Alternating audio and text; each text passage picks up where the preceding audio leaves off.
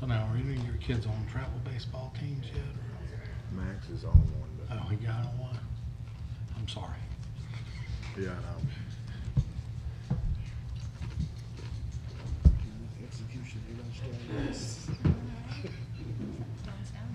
I saw one of the coolest things the other day. Matt, of all the sports I've been to and watched, be it mine or professional, whatever, I watched the 4x400. Eric run the third leg, and Will Sherlock ran the fourth leg. Dude, He can move, can't he? those boys, Will throws his arms out to come, and we beat them by. Like I was at the Kentucky Derby. I'm like, let's go, let's go, let's go. All right, here we go. It was awesome. Good evening. I'll call this meeting of the Cartersville City Council to order. If you'll please stand for our invocation and pledge. Good evening, everyone. You bow your heads while I pray. Our Father in heaven, once again, we assemble ourselves in the seat of government of the city of Cartersville to do the business of the city. Father, we ask for guidance, direction, and civility as we make the decision best for our citizens of Cartersville, Georgia. We ask these blessings and all blessings in your Son, Jesus' name. Amen. Please join me in the Pledge of Allegiance to the flag. I pledge allegiance to the flag of the United States of America and to the republic for which it stands, one nation, under God, indivisible, with liberty and justice for all. Ms. Drake, the roll, please. Carrie Todd, Ward 1.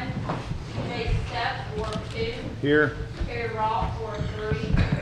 Calvin Cooley, Ward 4. Here. Gary Fox, Ward 5. I know. Elizabeth Cordell, Ward 6. Here. Thank you, Julia. We'll make note that the 3 missing council members all had notified us ahead of time. Actually, Councilman Roth, I know, is representing the city at another event that was scheduled at this time. Just want to make note of that. There'll be 3 council members and myself voting on items tonight for their passage. First order of business is the approval of our council meeting minutes from April 4th. And council, you've had an opportunity to review these. Now would be the time to make any edits. And if there are none, a motion is in order. So moved. Second. All in favor indicate by saying aye. Aye. I'll vote for the affirmative. Minutes are approved unanimously. I'll ask again in case anybody snuck in. Is there anybody here for Motorcycle Awareness Month? Okay. Well, I have a proclamation here for Motorcycle Awareness Month. You see Logan's got it up there. They're not here to hear it. I'm not going to read it for y'all. Does anybody here want to hear what's in this proclamation? I guess would be the first thing. We'd rather move on to other business. Well said. We are celebrating Motorcycle Safety Awareness Month, and we urge all motor vehicle operators to join the effort to keep our highways safe. So we'll make sure that they get that. We'll move on to AZ 24-01. And Mr. Menino, if you will get us started with that. Thank you, Mayor and Council. First, all the zoning and annexation cases on the agenda this evening all have been properly posted and advertised, and there appears to be no conflicts of interest. This particular annexation request and the following zoning request are directly related.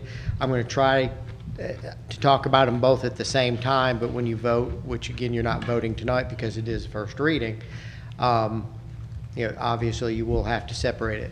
But the request itself is the old Ready Mix USA parcel or 3 tracks. It's been bought by Old Castle APG. I think the purchase was back in 2017. It is a concrete or ready mix plant where they produce concrete products. It contains 3 different parcels. The front parcel along Cassville Road, approximately ½ an acre, is currently in the city and zoned industrial, and Logan's pointing that parcel out. The parcel we're talking about the annexation and zoning request on is the middle parcel outlined in blue. That's approximately 8.38 acres. And then the third parcel is the parcel to the west there. That is approximately 4.2 acres, is currently in the city jurisdiction. So one to the east and west are both in the city, and the middle parcel where the main operation is for the ready-mix plant or the concrete plant is in the county's jurisdiction. This came to us, Old Castle was looking to do some expansion and construction on the site. With it being in two different jurisdictions, we had a joint meeting with the county in looking at what needed to be done. It was going to happen easiest if it was all in one jurisdiction. De-annexation didn't seem to be a solution for it. There were some complications involved with that, so annexation, putting it all in the city jurisdiction, seemed to be the best option for that.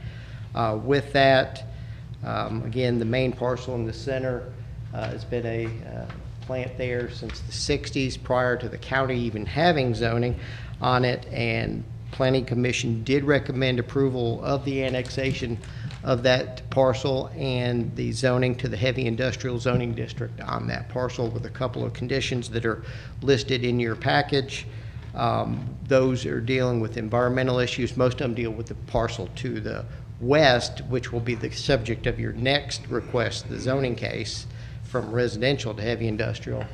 On that, there is some fill in the floodplain, which they will be remediating, and with that, the applicant was fine with making that part of the conditions of zoning for the following parcel. But again, with that, Planning Commission did recommend approval, and with some conditions on the zoning portion of that request. I'm trying to scroll back to those conditions, and since I think we have some people here that are wanting to hear that, can you just share? Are they lengthy in nature? Again, I've got No, it in no, here. no, no. If you can just share. They were those, it might help dealing us with, as They made it. You're gonna have to go back through it.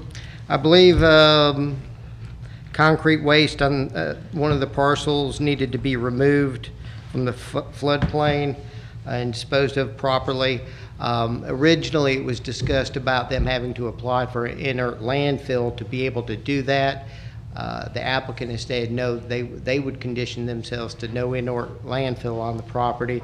Additionally, stormwater runoff quality solutions will be required as part of the development regulations when they come through to do their improvements and building expansion, and those are listed out. I believe the folks that were here did get a copy of the package that was sent out also. Thank you. All right. That being the case, I'll open up. Are there any questions for Randy at this time?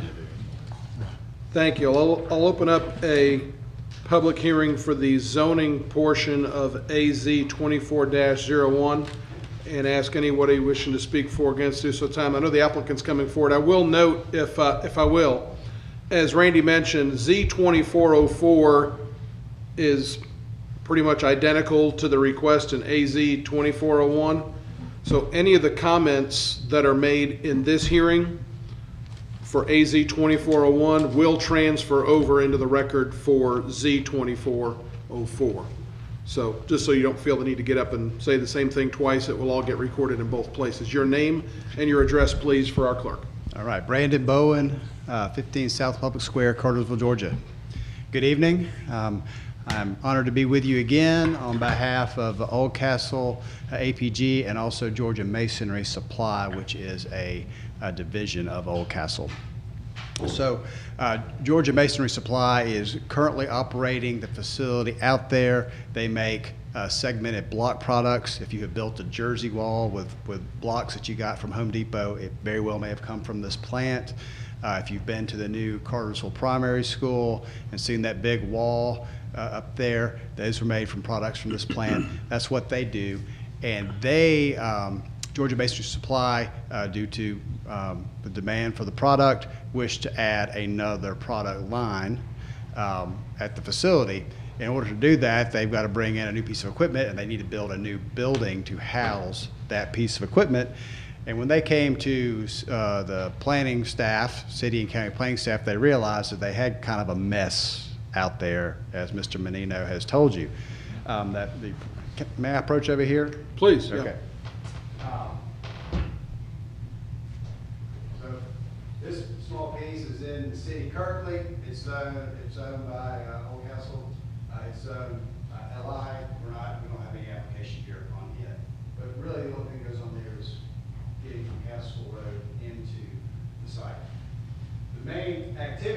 this site, it's in the county, not the city. It's zoned A1, which is odd, as Mr. Nino pointed out, because it's been here longer than the county has had zoning. And then we've got this property over here, which is in the city, and it's zoned residential. Now, Old Castle has owned this property since 2017. We can look at the historic imagery. This was created prior to that, but nevertheless, it's a situation that's there now. It has to be addressed, and Old Castle understands that. We have brought these applications to, one, bring this property into the city. It makes sense for all of this to be in the city. One, all of the services and utilities are provided by the city, not the county. And two, there's just a small island. And in the event that anyone is not oriented to where this is Castle Road.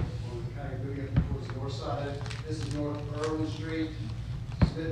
Self-recycling is right here. And of course, the spur of the rail line runs along the side there. So, orient everybody. So I was retained to get these applications filed and try to get this property all into the city and in the right zoning so that they could move forward with the development process. In addition, we brought Carl Luchins on board specifically to help with the fact that there are some environmental conditions. I say environmental, I mean it's concrete debris that's piled up over there that has to be taken care of, and he is assisting with a plan to remedy that. I'll let him speak to that in greater detail, but consistent with what the Public Works staff proposed, we would like to, once we get through the zoning process, when we submit land development plans, one sheet of those plans would be the remediation plan to get that cleaned up, with the understanding that, you know, if it's not done, certificates of occupancy won't issue and things of that nature. So the city has a means of getting it accomplished in short order. But before I ask Carl to step up, I want to introduce to you Jason Rash. He is the president of Georgia Masonry Supply, and he can talk to you about their business and what they want to do and why they want to do it on this site.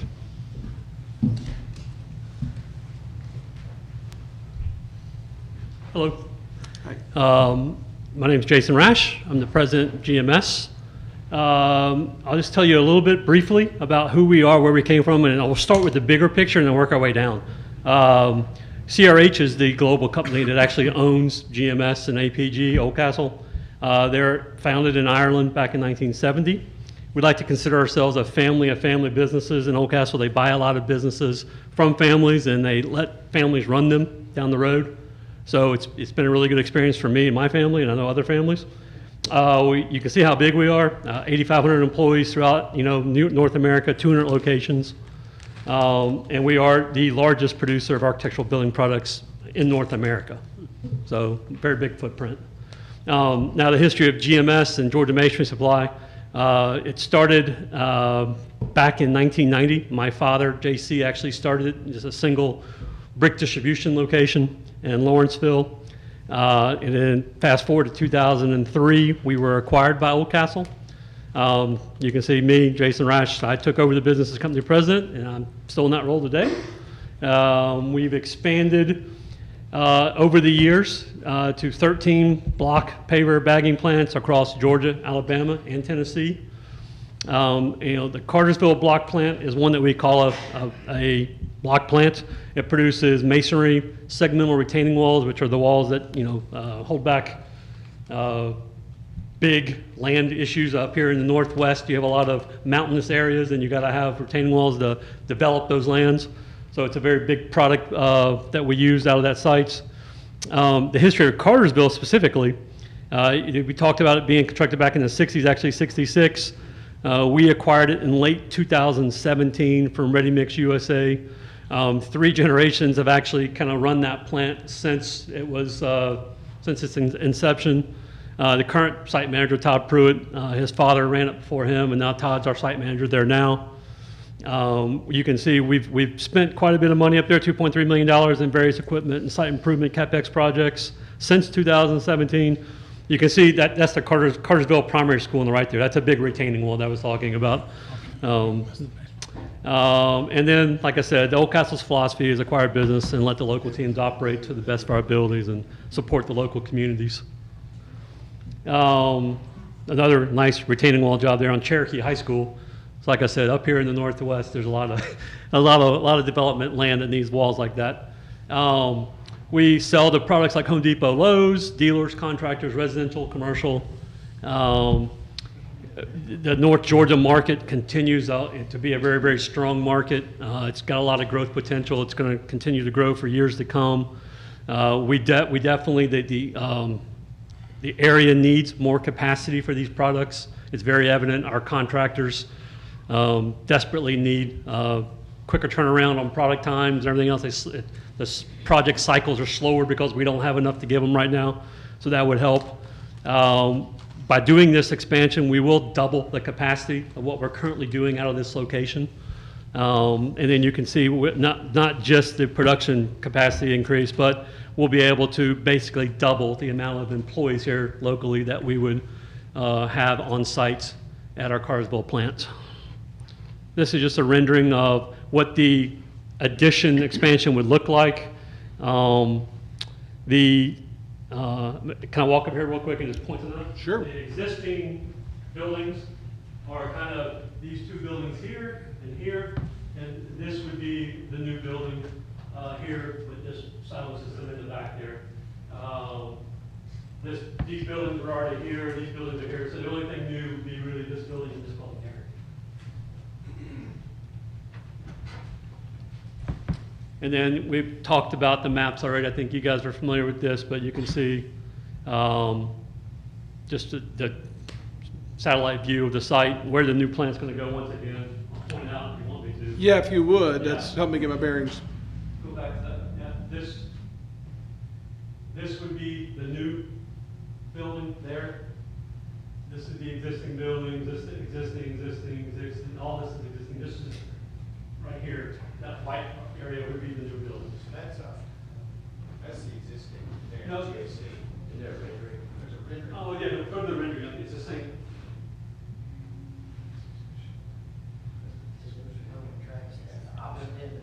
Yeah.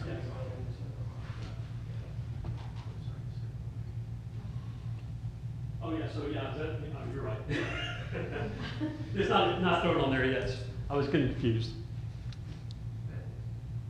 Yeah, that's the existing, and then the new one would go right here.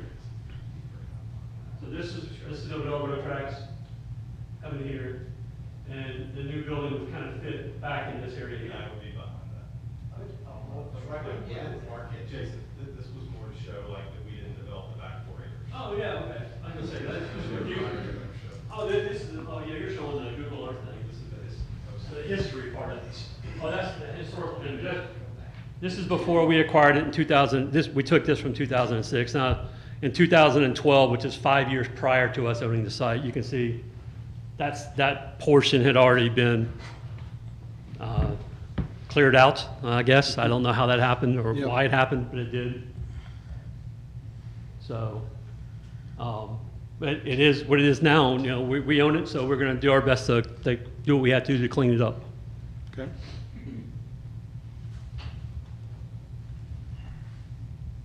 Anything else?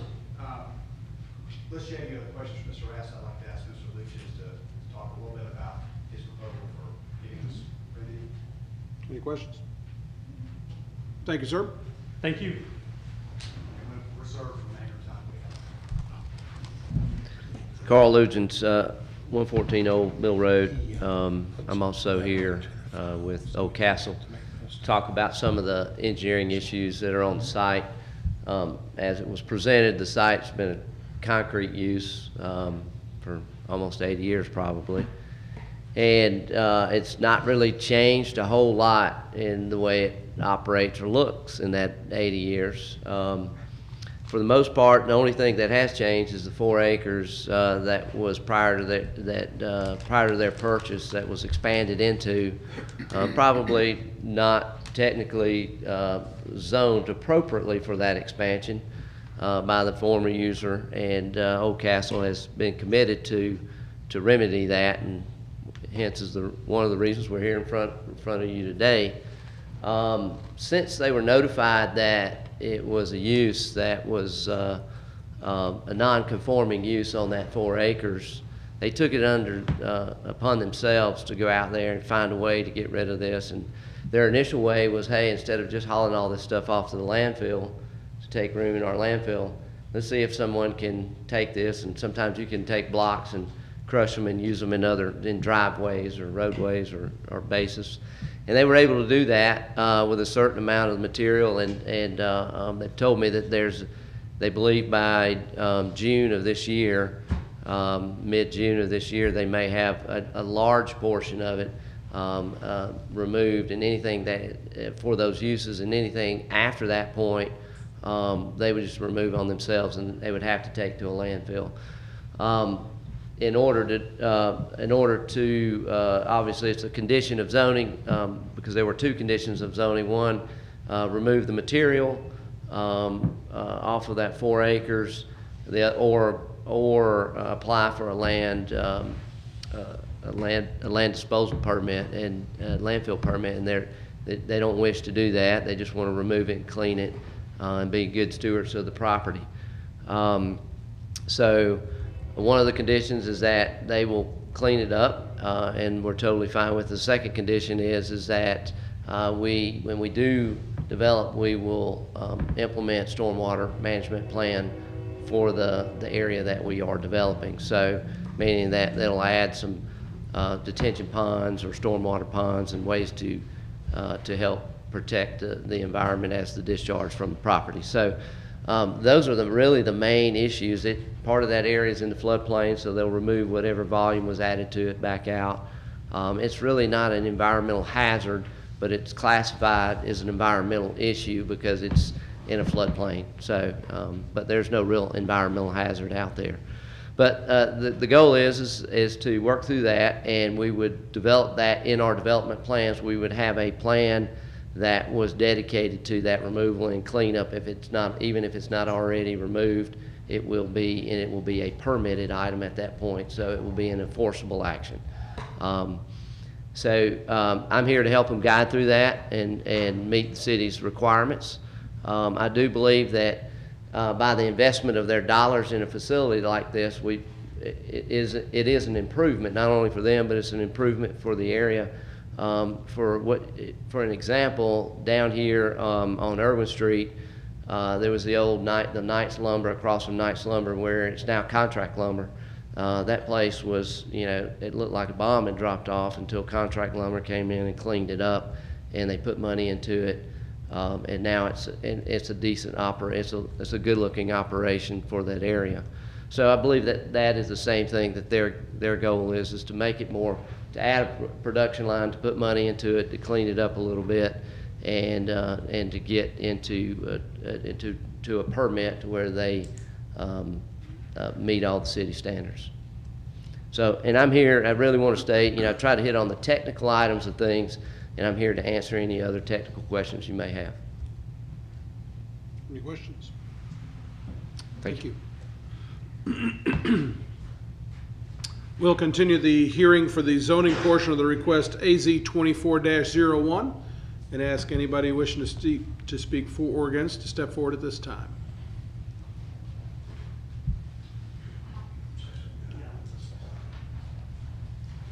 I'm Guy Parmenter, 114 Cartersville Road. I'm a neighbor to this plant. And if you would go change one slide, can I go over there and point? If you could just say right here, this is my property along here, my home's up here, and on this little stretch here. And so that's where I'm concerned. Through the years, I know this is pretty much the 4th ownership, I think, of that particular property, and operated as a concrete plant of some sorts. What we have an issue with, and would like to include it in the approval package if that is done, is basically we have sound, dust, and light issues, and basically we're right there with all the machinery running, the noise from it, the noise from backing vehicles on the property, Of course, we have the train track, but that's not part of this. But anyway, it's just basically goes on, seems like all night long and all day long and every day of the week. So it just gets old after a while. And I have petitioned a lot, I've talked to a lot of the people around the neighborhood for a long time that basically they complain about we're kind of in a bowl, they're kind of in a bowl, and everything around it is pretty much hearing all the noise. And so I've contacted, I know at least 10, 12 people in the neighborhood around the area, and basically they all had the same complaint. We had this complaint years and years ago when, when Jimmy Dellinger and Jeff Davis and myself were dealing with the second owners of the property. So we had to put some pressure on them to make some changes also, and they did. However, you know, you get to the next owner, those are out the window. You get to the next owner, they're out the window. So we want to make whatever we come up with part of that package with the city, that needs to go forward even with the next owner.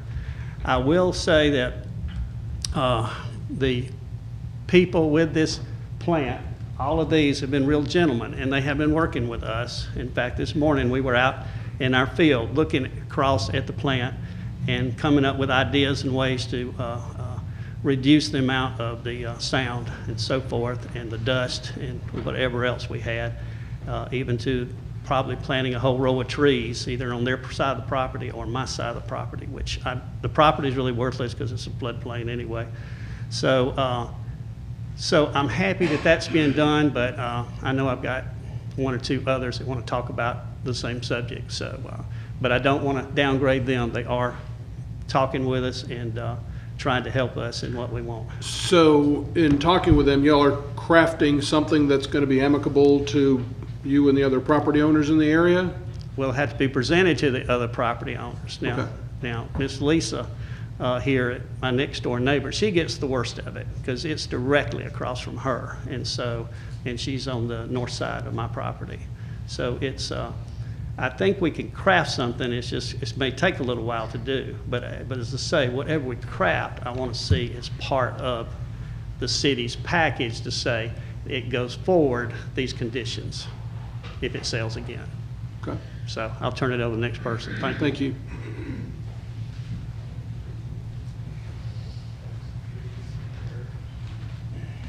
Good evening. Hello. My name is Lisa D. Ellis, and I live at 122 Cartersville Road, and I have been living there for 28 years. I'm going to give you a little piece of what I get to hear.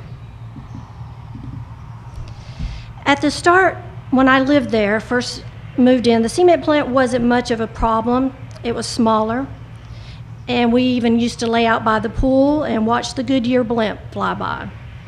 Over the past 18 years, that has changed and has gotten much larger and a problem. This plant operates 24/7. In the past, I have complained to the county, and it was reported to me that they're only supposed to operate during the hours of 7 a.m. to 11 p.m. The company would comply after the complaints, but that only lasted for a brief time. Then they were back to their shenanigans. When you have to buy a noise machine for your child in order for them to sleep throughout the night, then that's a problem. When you can't have a phone discussion while outside in your own yard, that's a problem. When debris and minute particles fill the air, that's a problem. This company is listed as being in the county, but it's physically in the city. We've discussed that, and it's surrounded by tax-paying citizens. Cartersville Road, therefore, is primarily residential. It is surrounded by homes and neighborhoods. The reserve at Pettit Creek is just behind them. Historic Atco is to the right of them, and historic Cherokee Cartersville District is to the north. No one dreams of a home blasted with incessant banging, loud mechanical grinding, or the beep beeps of a reversing truck. I guarantee you, you would not welcome this in your backyard, nor would you allow an expansion. Why would anybody consider this? Why would you favor this one company over 1,000 Cartersvillians? If this expansion were allowed, there would be more noise pollution, more air pollution, more light pollution, and more traffic shared by the Cartersville Police Station. the fire department as well, as the ever-increasing population of the city. People living in and around historic Cartersville Road are entitled to enjoy their homes, entitled to peaceful nights of rest, all day, all night, without the grinding noises, the beep, beep, beeps, and the banging. It's not fair to the neighbors making a living, nor to the school children having to try to get through this through a night and wake up in the morning to do your job or go to school. Everyone needs sleep. If letters were sent to everyone surrounding this company, say ATCO, Reserve, and all of the Cartersville Historic District, I guarantee you'd have a heck of a lot more people in here to present a protest of the expansion. Please do not consider this expansion. Please do not allow this company to expand into the city and in the green space. It wouldn't be fair to the community or the homeowners. Old Castle has not been a good neighbor and will never be invited to one of our neighborhood Christmas parties. And the people that are buried in Oak Hill Cemetery right across the street, I guarantee you, not even they are resting in peace because of the banging, the mechanical grinding, and the beep, beep, beeps. Thank you. Thank you.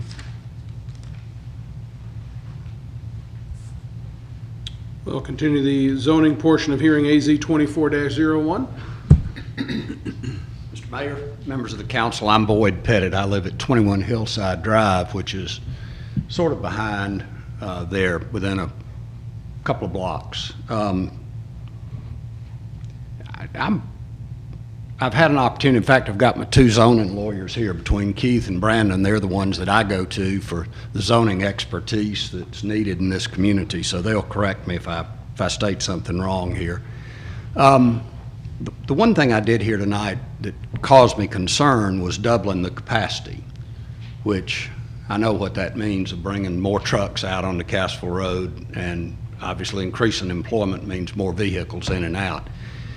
If they're running a 24/7 operation, that does cause me concern as well. And I appreciate both Lisa and Guy and what they put up with. I'm a little more removed maybe than they are from the noises and from the dust.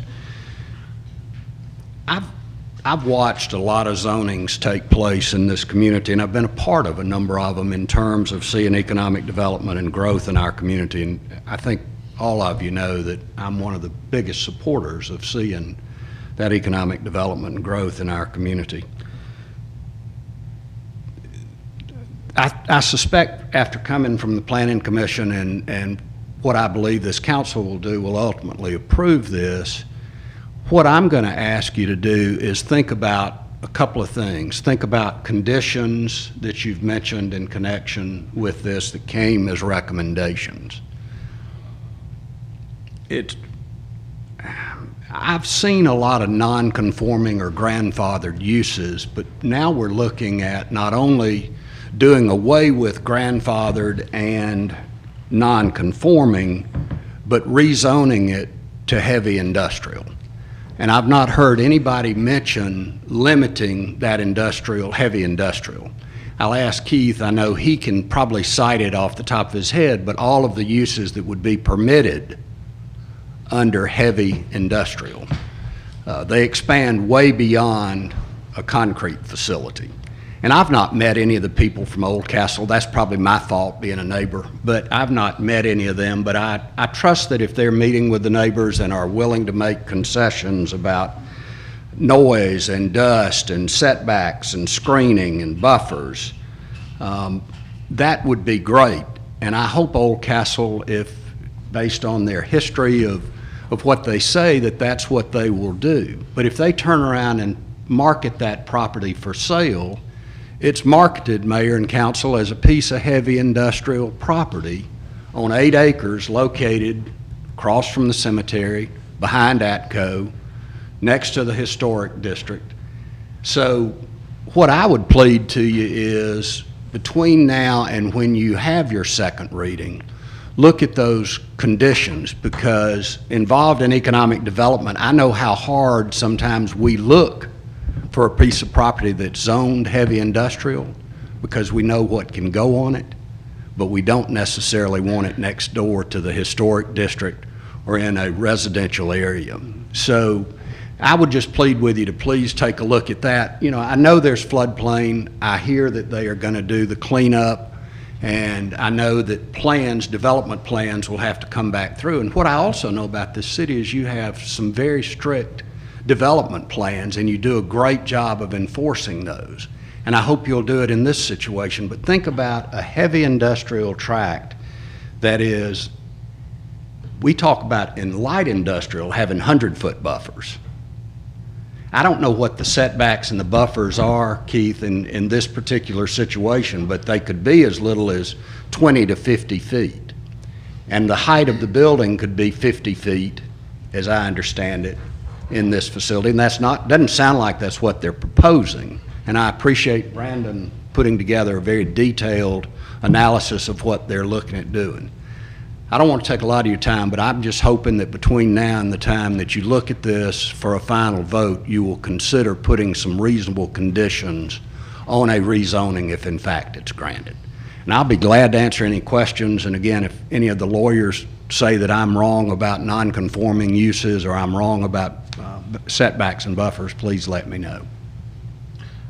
I'm not trying to engage you in a conversation, but No, I mean, you call me tomorrow. But No, you're in general right on all those issues.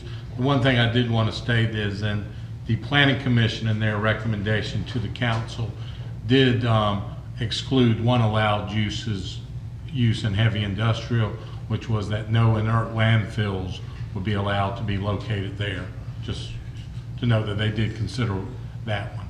as I understand under heavy industrial, the scrap metal yard that is next door would qualify as heavy industrial and could move right in if they decided to sell it next door.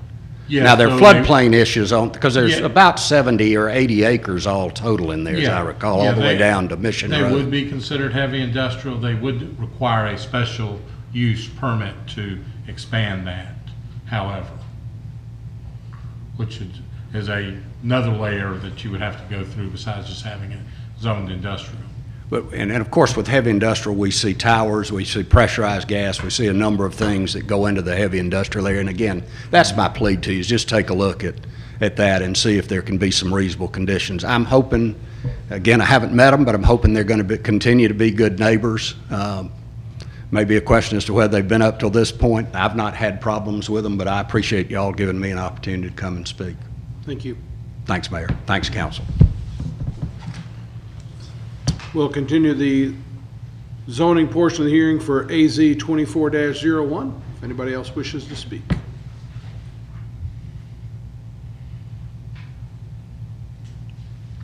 Mayor, I think Mr. Bowen wanted to have a rebuttal. If you would. Thank you. Just briefly, we did have a very pleasant meeting with Mr. Parmenter and also Ms. Ellis this morning. There were some concerns that were raised which were new to the Georgia Masonry Supply folks, new issues.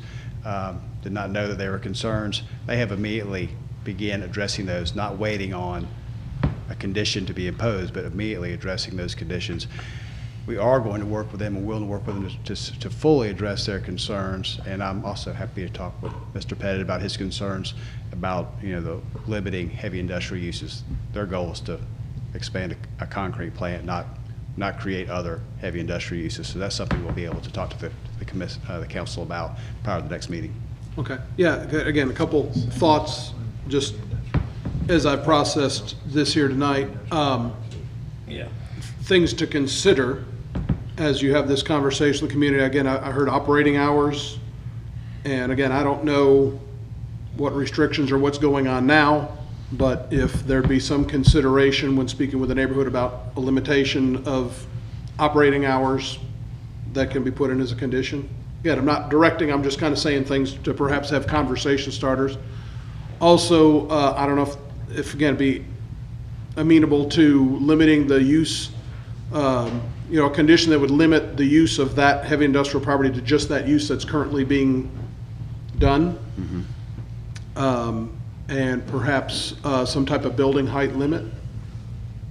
Again, these are just from playing off of some of the concerns I heard. I think for the folks that spoke with concerns, I think they're all valid. Here's what I would say is that this is an opportunity, if it is going to be brought into the city, it is an opportunity for us to have a conversation about conditions and have some form of control. It would be just as easy, not giving you all any ideas over there, to de-annex the part that's abutting the property and make it part of the county, and then they could pretty much, we wouldn't have an opportunity to have this, and the city would be pretty powerless to do anything about it. So I like what Mr. Parmenter said at the start. I have no reason to think otherwise, knowing you and the other folks in the room, is that, you know, over these next couple of weeks, I think there's a real opportunity to have conversations and to come up with conditions that both sides find to be reasonable, so that in a couple of weeks we do come here, that there's perhaps a set of agreeable conditions that we could add on to this that would make it a win for everybody, and again, address the concerns of dust, light, and noise, and maybe some limited hours and some assurances that would help the adjacent neighborhood feel a little bit more comfortable. Okay, we'll be happy to look into that. Thank you. Any other questions or comments for Mr. Bowen? I have a question about the dust and the resident. Does dust settle in your home affect your air conditioner, cause any kind of COPD or anything of that nature? Did you make any kind of study on that or whatever? But it's on the outside of the house, and it's in the inside of my house, but no health issue. So to address that, we believe that to the extent there's a dust issue, it's because there is concrete piled on that back piece, and also efforts to move it out. So we believe getting this remedied through this process will resolve any dust concerns as well. Okay. Thank you. Any other comments? You good? I'm good. Thank you. Thank y'all. I will close the zoning portion of the zoning request AZ 24-01 and open up a public hearing for the annexation portion of the request AZ 24-01, and ask anybody wishing to step forward, speak for or against, to do so at this time.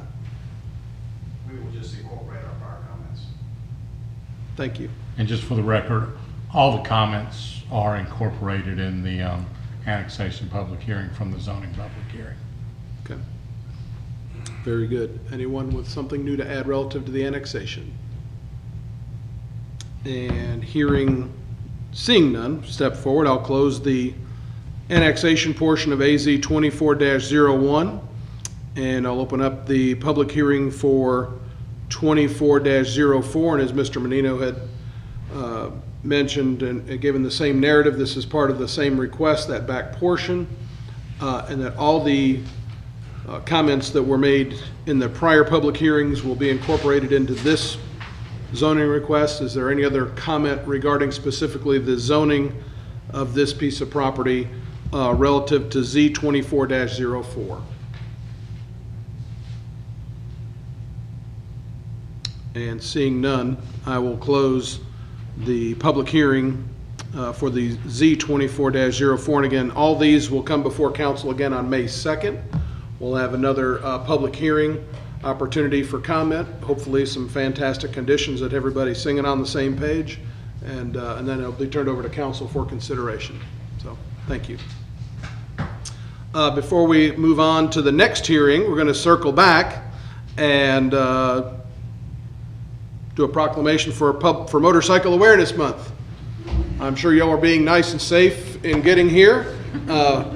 So safe that we had already kind of glanced over it, but since you're here, why don't you tell us who you are and why you're here? Well, Mr. Mayor and council members, sorry for our tardiness. We went to the public safety building because that's where we were the last time. Ah, gotcha. And we found out that we were supposed to be here, and we had 4 minutes to get here. So. Well, thank you for following the speed laws. Yeah, we did. We did. We're good. But and I'd like to thank you for this proclamation. Can we get your name and your address for our clerk? My name is Wayne Nunez. I am the president of the Georgia Motorcycle Safety Alliance and chairman of the board for the Gina McLeod Foundation. My address is 411 Old Deerfield Lane, Woodstock, Georgia. And these are some of our other officers here. Donna, Alicia, and Mitch. They live in Taylorsville. But you know, May is coming up quick, and we love it when a city proclaims that May is Motorcycle Safety Awareness Month, because that's what we're all about, is promoting motorcycle safety through legislation and education. Very good. Well, I've got a proclamation I'm going to read real quick, and I'll come down and hand it to you. Is that Excellent. all right? We'll do a grip and grin photo, and Fantastic. I'm sure you'll frame it and sell it on eBay for a lot of money. Whereas motorcycle riding is a popular form of recreation and transportation for thousands of people across the state and nation. Whereas motorcycles are a common and economical means of transportation that reduces fuel consumption and road wear and contributes in a significant way to the relief of traffic and parking congestion. And the National Highway Traffic Safety Administration and Motorcycle Safety Foundation have named May as Motorcycle Safety Awareness Month. Whereas states and motorcycle organizations across the country will be conducting a variety of activities to promote the importance of motorist awareness and safely sharing the road with motorcycles, and remind riders to make themselves more visible to others and not right up the middle of the traffic jam on the, yeah, it happened to me the other day. I wasn't real happy about that. Wanted to make sure y'all stopped that. Whereas the City of Cartersville wishes to promote the safety campaign of the National Highway Traffic Safety Administration in their effort to ensure the safety and well-being of all. And whereas all highway users should unite with others on the roadways and safe sharing of roadways throughout the City of Cartersville, now therefore I, Matthew J. Santini, Mayor of the City of Cartersville, do hereby proclaim May 24th as Motorcycle Safety Awareness Month, and urge all motor vehicle operators to join in the effort to keep our highways safe. Excellent. Thank you, sir. You're welcome. Can I just say one thing? Please. Leading up to May is Motorcycle Awareness Month, actually April is Distracted Driving Awareness Month. So keep off your cell phones. Very good. For sure. Hard to text and drive on a motorcycle. I know some people that do.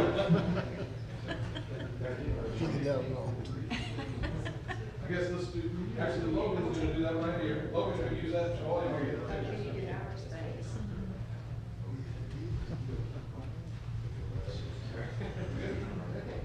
I'll do both of them right here at the same time. Thank you. 1, 2, 3.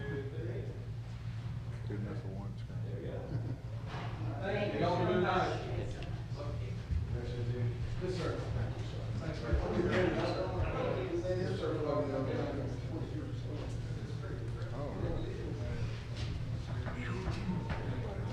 One guy.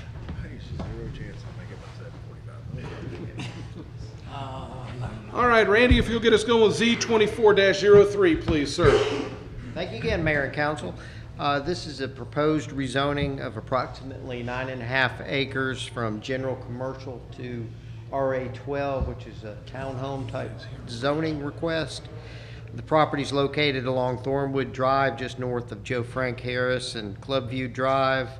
It's kind of behind the Microtel and the Floyd Urgent Care there beyond Quick Trip. It is a remaining piece of property from the overall church development that was there, I believe, in early 2000. It's been cut up since then. The main portion of the church is now a mini warehouse facility. And as shown on the display up here, there's one vacant parcel of that general commercial left. It does include the regional pond for that whole little area that was developed years ago. With that, we've had several folks come in, investigate this property, different types of uses that could go on there. It was further complicated by the fact that that portion of Thornwood Drive is private. So nothing's ever occurred. No development has occurred on it since then. Now, again, the current owner is proposing a townhome development, has a townhome developer that is interested in it. They're proposing 96 units on that. With that proposal, they presented it to the Planning Commission, and the Planning Commission did recommend denial of this application. I'm looking around and I don't see the applicant here for the request. He was at the Planning Commission. They had their engineer there representing the request for them at that last hearing. Did you say the entirety of Thornwood Drive is private? No. Or just the portion where they would be accessing this Right. proposed development? The portion through the subdivision on the north end is a city road. And then It goes from there down along the mini warehouses back down towards Clubview and Highway 41 there. That portion is private. Half of it is on the side of the mini warehouses to the center of the road, but it's actually easement. So they wanted to propose it as a public road, and with half of the owner, half of it being owned by another entity, they were unable to work anything out over the years. So it's going to have to remain as a private drive. Is that kind of density for that project, is that a little bit higher than usual? It is within the allowance of the RA 12 zoning category, but it looks a lot more dense for the fact that that portion of the detention pond is calculated in on it. So they did squeeze additional units in there, made it a little tighter, and makes it look, the portion that is developed is more dense than typical. Okay. All right, any other questions for Randy at this time? Thank you. I'll open up a public hearing for Z24-03. Ask anybody who wishes to step forward to speak for or against to do so at this time. And seeing none, I'll close the public hearing for Z24-03. Council will have another public hearing on this on May 2nd and an opportunity for your consideration. Mr. Roberts, you got the next item. Actually, while you're coming up, Chair will entertain a motion to add 3 items to the agenda this evening. So move. Second. All in favor indicate by saying aye. Aye. And I vote in the affirmative. Motion carries unanimously. Thank you, Steve. Come on up. So I'm looking to have the mayor and council approve the resolution. Basically, the main reason for the resolution is to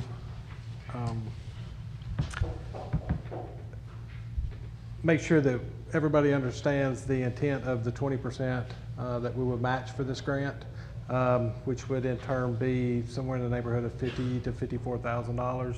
The grant being at $200,000. So this is for the restrooms at Pine Mountain, the trailhead, and you know, it's really a good thing to be at that second level. Once most people get to that second level, unless it's just falls through, then most of the time you get your approval. So hopefully we'll be okay. So. Okay. Any questions for Steve on this? Timeline on approval? I think I might ask you that last time we brought this up. I think it's in October, if I'm not badly mistaken. So. Very good. Chair will entertain a motion. Motion approved. Second. All in favor indicate by saying aye. Aye. Motion carries unanimously. Thank you. And Ms. Drake, I know you are considering my vote in all these, so thank you for that. Mr. Greer, you've got the next item. Good evening, Mayor and Council. This item is the purchase of a new Samsung video management system. This is going to replace our current camera system that we've had for over 10 years.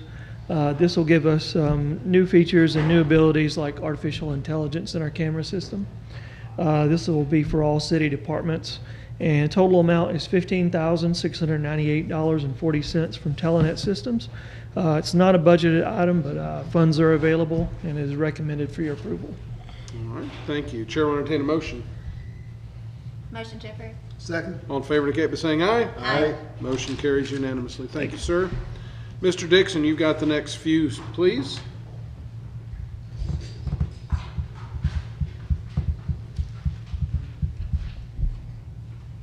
Good evening, Mayor and Council. The gas system is requesting the purchase of a 2024 Ford F-550 with a service body to support our recently approved 4th crew. Quotes were requested from 3 dealers. 4 quotes were received. Lee Smith of Chattanooga, Tennessee submitted the lowest quote of $97,370 with a delivery time of 8 to 9 weeks. This is not a budgeted item, but will be paid for with gas revenues, and council's approval to accept this quote is recommended. Thank you, sir. Any questions? If not, a motion's in order. Motion to approve. Second. All in favor indicate by saying aye. Aye. Motion carries unanimously. Before you get that next item, Keith, if there's only 4 of us here, can I make a motion? Okay, just want to know. We might get going even a little faster. Yeah. Go ahead, Michael. Yes, sir. Gas Systems also requesting the purchase of 3 12-inch valves, 2 for the SK America project and 1 for stock. 3 bids were requested, but only 2 were received. Consolidated Pipe and Supply of Lawrenceville, Georgia submitted a low bid of $45,570. This is a budgeted item. Council's approval to accept this bid is recommended. Thank you. Chair will make a motion. Do I have a second? Second. I All don't in know favor? what your motion is, but I second. Motion to approve. All right, I'll second. Kind of knew it, though. Cut me some slack. I got a motion to second. All in favor indicate by saying aye. Aye. And the motion carries unanimously. Next. Wait until night. I'm a follower, man. You make a motion, I'm seconding it. I don't even know what it was. We're also requesting the purchase of 2 6-inch filters for the SK America project for the metering station. 3 bids were requested and 2 were received. Bartlett Controls of Waxhaw, North Carolina submitted a low bid of $27,720. This is also a budget item, and council's approval is also recommended to accept this bid. Thank you. Chair will entertain a motion. Make a motion to approve. Second. All in favor indicate by saying aye. Aye. Motion carries unanimously. Next item. We're also requesting the purchase of 2 4-inch Mooney relief valves, 1 for the SK America project and 1 for stock. Bartlett Controls is the sole source provider for this item, and they submitted a quote of $17,552. This is also a budget item, and council's approval to accept this quote recommended. Thank you. Any questions for Michael on this? If not, the chair will entertain a motion. Motion to approve. Second. All in favor indicate by saying aye. Aye. Motion carries you. unanimously. Thank you, sir. Mr. Forsyth, you've got the next few. Yes, sir. Good evening, Mayor and Council. The first item is the flow meter at the water treatment plant that measures the flow coming out of the plant into the city. Is an acoustic transit time flow meter. It's used obviously to measure the flow, but it was installed in 2007 and it has failed. So we need to replace that console. Logan's got us a picture of the console up there. It's a sole source provider, Accusonic is the name of the company. And they've priced it for $42,478. That is installed, commissioned, and a 1-year parts and labor warranty on that. As a budgeted maintenance item, recommended for your approval. Thank you. Any questions or comments? If not, a motion's in order. Motion to approve. Second. All in favor indicate by saying aye. Aye. Motion carries unanimously. Continue on, please. All right, the next one is laboratory equipment move. In order to move our water and wastewater laboratories into their new laboratory facility, hopefully sooner than later, they have to move actually in 1 day since they'll have actual active samples being run and incubated. It requires a specialty moving company to do all that. We requested quotes from at least 3 vendors. We received only 1 back for $19,996 from Armstrong of Atlanta. And this is a budgeted item as well. Is that generally what you anticipated the cost to be? It was in line? I mean, I know you just got the 1 bid back, maybe a little bit on the high side by your It's a reaction? little higher than what we anticipated. We knew it would be high. We've never moved a lab before. Yeah. So the one we have has been there since the 70s. But it is higher than we anticipated, and we actually more than solicited. We reached out many times to other companies to come and give us a quote, and we just could not get another one.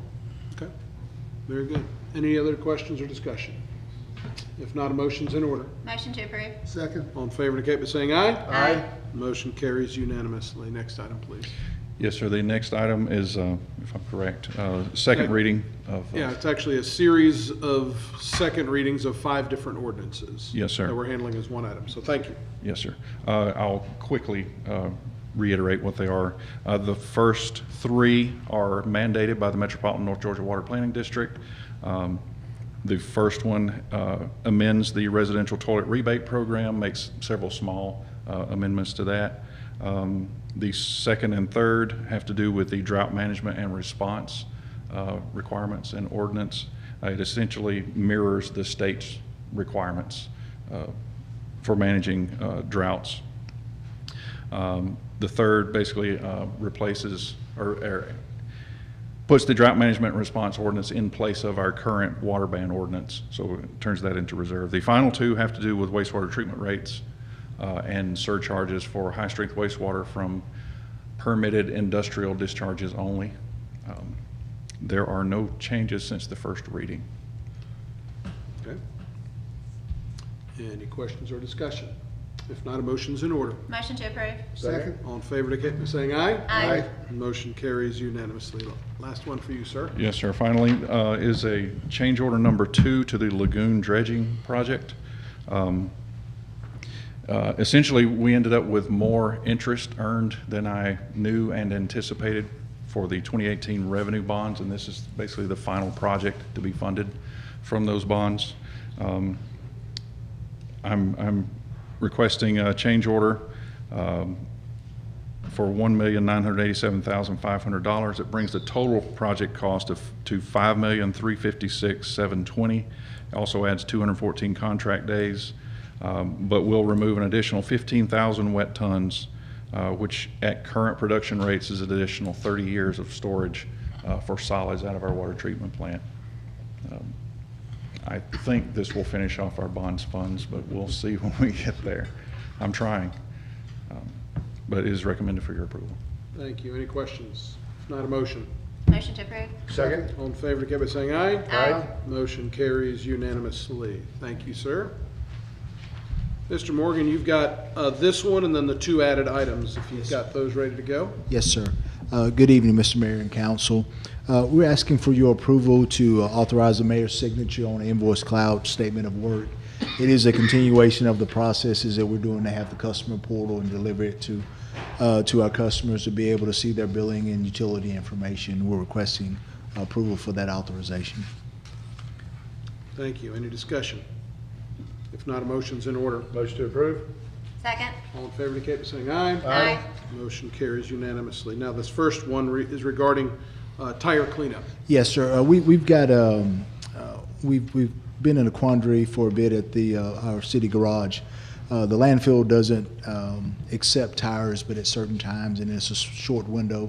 And we were able to secure someone to take these tires and save us about $6 per tire and clean up the inventory that we've accumulated at our yard.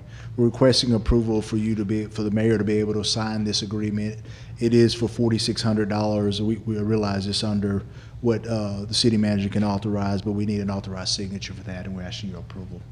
We'd like to get this cleaned up so we can move forward and have it picked up every month. Okay, thank you. Any questions on this item? If not, a motion's in order. Motion to approve. Second. All in favor indicate by saying aye. Aye. Motion carries unanimously. Thank you. And the last one, sir, is a request to purchase a vehicle lift. We're requesting a purchase. We had 3 bids for a vehicle lift, one from Reliable Hydraulics. Atlanta Hydraulics was the second, and A&I Sales. We're requesting a purchase of 30,000-pound vehicle lift, very much like what Logan pulled up. That is the model number, but it'll allow us to be able to, the service trucks that Michael showed earlier and alluded to, once they're fully loaded, they're over 20,000 pounds or close thereabout. Our largest lift is about 15,000 pounds. So we want to be able to from a safety perspective, we want to be able to bring those vehicles in and lift those, and with those jacks, be able to service those in a safe manner. The quote that we're asking you to approve is the low bid and the best bid because of what they include in it. It's for $54,774. We will be taking those funds. I think Dan has alluded to a safety fund, but we have to have that approval. Okay. Thank you. Any discussion? If not, a motion. Motion to approve. Second. All in favor indicate by saying aye. Aye. Motion carries unanimously. Thank you so much. This last item you have before you, council, is a resolution asking the governor to veto House Bill 1192. This is a piece of legislation that was passed during this last legislative session that does away with a tax credit for the customers of data centers. One of the main reasons, or one of the contributing reasons, I should more accurately say, for Switch coming to Georgia, expanding in Georgia and coming to our community was because they felt with those tax credits in place, there would be a number of customers that would come here to Georgia to have their data stored and subsequently buy the millions upon millions of dollars in equipment that it takes to store stuff in the data center. Well, after we went through our process and made a zoning decision, and after they've invested about $20 million, the state, again, they passed some legislation that kind of, in my mind, or my opinion, is it's a bait and switch. You know, they've kind of closed the door on this. Our local legislation, our local delegation attempted to put an amendment in place that would grandfather in existing companies like Switch. That didn't happen. And while it doesn't put the project in peril, I do think they do have some diminished benefit to being here and some concerns about how to attract customers. That being said, in speaking with Switch and our local delegation, it was recommended that the governor has until May 6th to make a decision on on either signing the legislation or not. And being that this isn't really a good thing for our community, I'd like to pass a resolution from council to send to the governor's office asking him for his consideration of vetoing House Bill 1192. That is the resolution that will be put before you, and asking for your vote to consider that, and after Keith reviews it and has it all in place for me to sign that. So, and after presenting that, I'm going to make the motion and ask you to do it. So, do I have a second? Second. All in favor indicate by saying aye. Aye. Thank you. I appreciate that. And I got one last request. Julia, nobody else has asked for this, but Tom Reinhardt has to wait for everybody else to go all the time, every night. I'm going to ask in front of everybody, Dan, Julia, I would like for Tom's financial statement to be at the top of next meeting's agenda, so he can get out here at a decent time and put that little smirk on his face as he leaves, like all these other department heads do as they walk out with him. So, there you go, Tom. You didn't ask for it, but I'm doing it, okay? I feel honored, thank you. I agree. Honorable Mayor and Council, we'll be looking at the February 2024 and comparing to February of 2023. In the general fund, revenues increased over last year by $1.9 million. Expenses increased by $3.8 million. Areas of revenue I look at on a monthly basis: local option sales tax have an increase there of about $866,000. Building permits and inspection fees have an increase there of about $54,000. In the water and sewer fund, revenues increased over last February by $2.1 million. Expenses increased by $10.3 million. This is due to increased personnel expenses, increased operating expenses, decreased debt service expenses, increased capital expenses, and increases to the transfers into the general fund.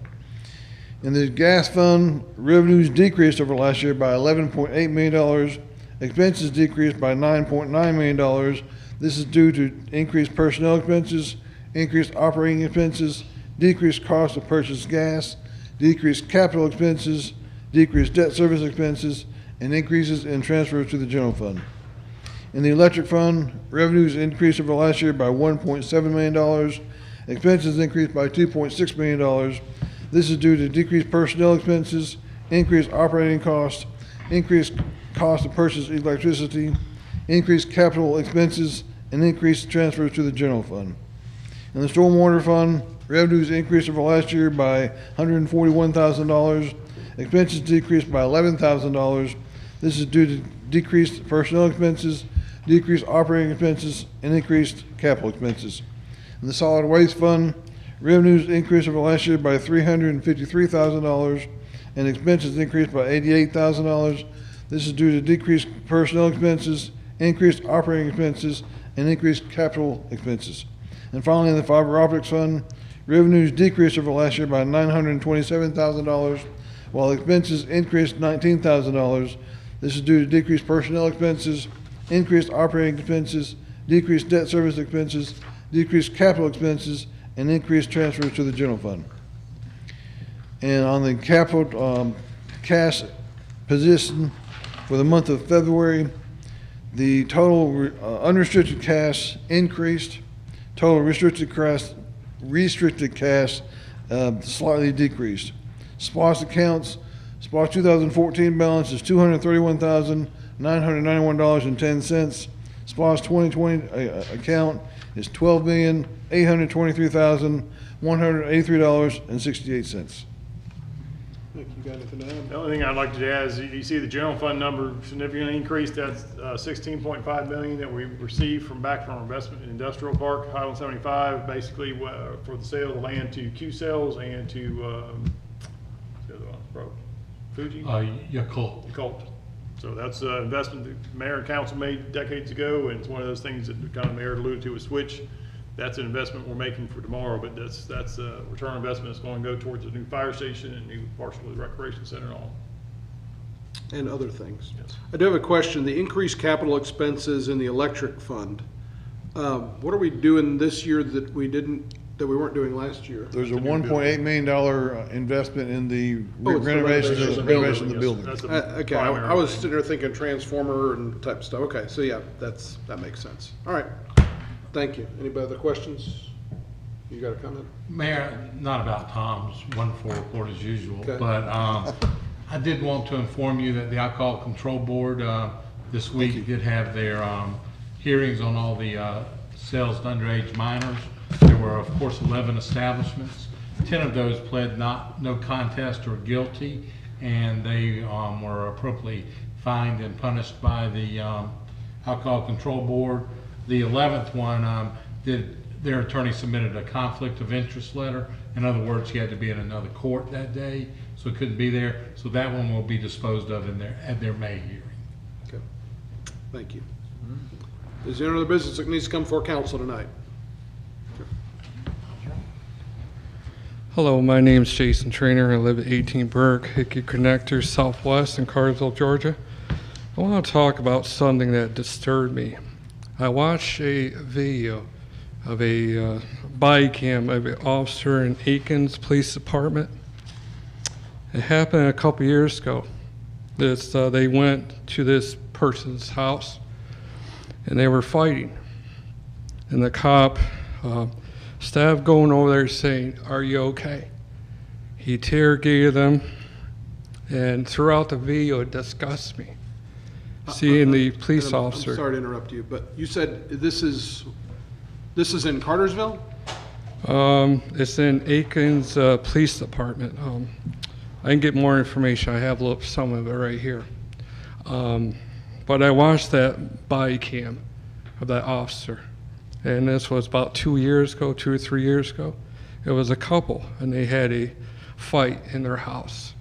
And the police department came to their house and started asking questions. But it didn't stop there. She said to the police officer, "I don't want you coming to my house or my place." And the officer said, "No, I can go in there." And the woman said, "Well, warrant, you can go ahead and go in there." That's what the officer thought he could do. With the video, I saw the officer throw the woman on the ground. Not only 1 time, 2 times, 3 times, 4 times, and she was unconscious. I don't see how this is Well, germane. police I don't brutality. see how this is germane to the city of Cartersville Well, or there's some- to our training where we have a state Well, certified police department. Aikens Police Department, Mayor, sir. This I is what understand happened this here. is a business meeting of the city of Cartersville. Well, the public is open for discussion. I'm here as a resident of Cartersville, and this Officer Williams only got fired for almost killing someone. What would you like us to do relative to the Aiken Police Department? Let's have peacekeepers. Let's get rid of law officers, law enforcement, and let's have people that can calmly go to people's houses that get a call and ask them, "Are you okay?" They don't need to ask 30 questions. This woman was bruised. She has a lawsuit now. And that no cop has the right to lay their hands on anyone, no matter what authority or power you have. Back home. I understand that, and I don't agree. I don't disagree with you on that point. But again, you're asking or you're giving information to us that is not germane to the city of Cartersville. It's nothing that's actionable by us. I would only tell you that we're a Well, the state-certified police department Well, the policy that that you has guys training, passed. and again, I'm saying that I your understand you comments don't and care. coming up here and speaking to us I know about you don't things care. that are from 3 years ago from another jurisdiction are not germane to our police Can I department. finish what I have to say, sir? If a person doesn't learn that rape is rape, murder is murder, killing someone is killing someone, brutally throwing someone on the ground because they don't want to answer any more questions is disgusting to me. Any police department back home, I had cops harass me. I didn't do anything wrong. I wasn't a criminal. In the mind of a cop, they think you're a criminal. Proven guilty until innocent in court of law. It's backwards, sir. As a mayor, your service, your duty is to protect the citizens, not to have the cops go on the highway and confiscate people's money, even though if they didn't commit a crime. All money, no matter where you get it from, has a substance of cocaine and crack on it, has drugs on that money, because it's been through so many hands. That's the truth of the matter is, when cops go on the highway and confiscate people's money, did they commit a crime? As a mayor, it's your job to protect and serve, not to harass, not to take side of the law enforcement, even though if they didn't commit a crime. And it's sick to me. I watched that whole video, and we live in this world where people don't give a damn about human rights. And what I'm saying to you is protect and serve, sir. I don't want anyone, law enforcement, or any powerful person to stop my freedom of speech. As long as I don't do violence and threaten people, I have a right. Thank you very much for your time, sir. Thank you. Any other business that needs to come before the city of Cartersville? Chairman, will entertain a motion to adjourn. So moved. Stay gold. You get to see the 7th inning. They're up 2-0.